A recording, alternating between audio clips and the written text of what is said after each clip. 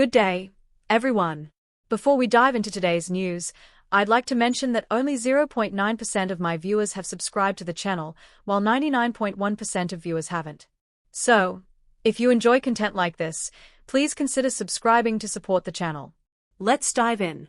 Former Australian broadcaster Alan Jones has been charged with 24 historic offences, including indecent assault and sexual touching, involving 8 alleged victims.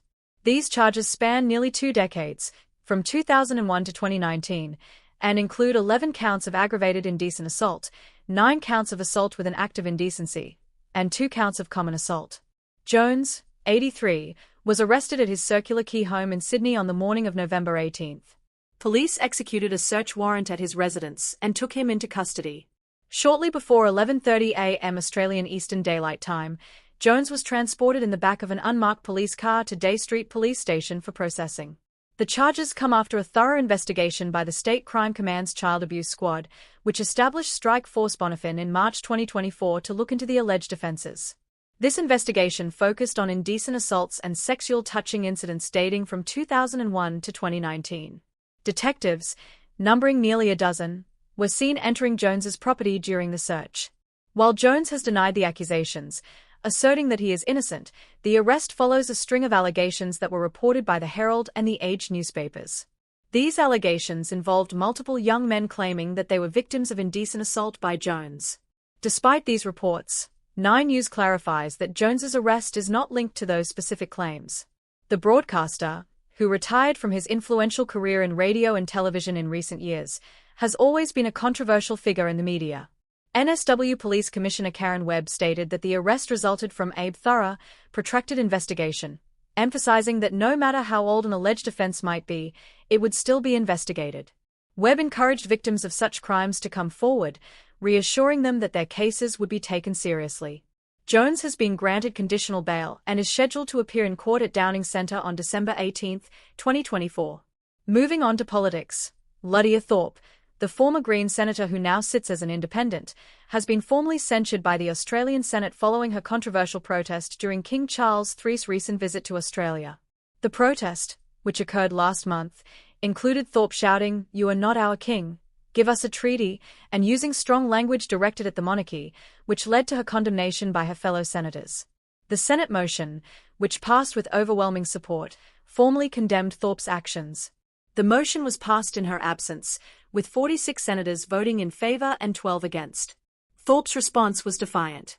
In a press conference after the vote, she made it clear that she would continue to resist colonization, stating, "If the colonizing king were to come to my country again, I'll do it again." She framed the censure as an attempt to silence her voice and those of the First Nations people she represents, claiming that her actions were part of a long history of Indigenous resistance. Thorpe's controversial statement about King Charles was not the only incident that garnered attention. During her swearing-in ceremony in 2022, Thorpe sparked confusion by stating that she pledged allegiance to the heirs of Queen Elizabeth rather than her heirs, leading to further questions about her stance on the monarchy.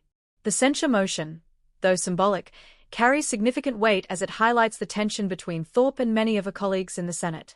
Foreign Minister Penny Wong expressed that the government reluctantly supported the motion, pointing out that such actions were seen as attempts to boost individual profiles by inciting outrage.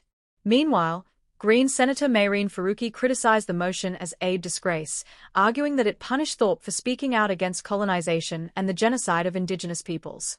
Thorpe's former colleague, Ralph Babbitt, was also censured for comments that included homophobic and racist slurs.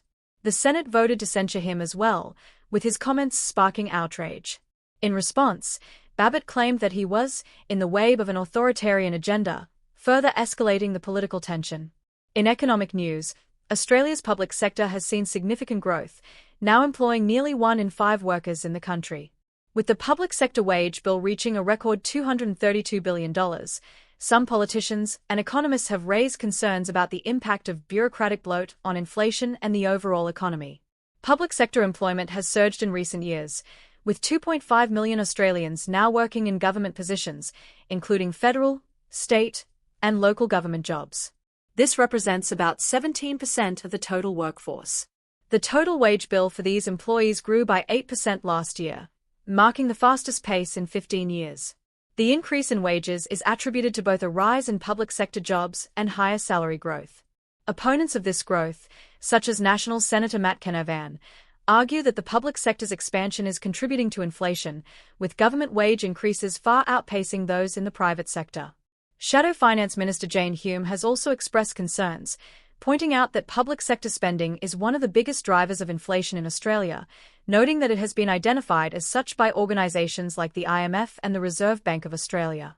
Some have criticised the government's hiring spree, particularly under the Albanese administration, which has seen a rise in federal employment as part of an insourcing drive aimed at reducing reliance on external consultants.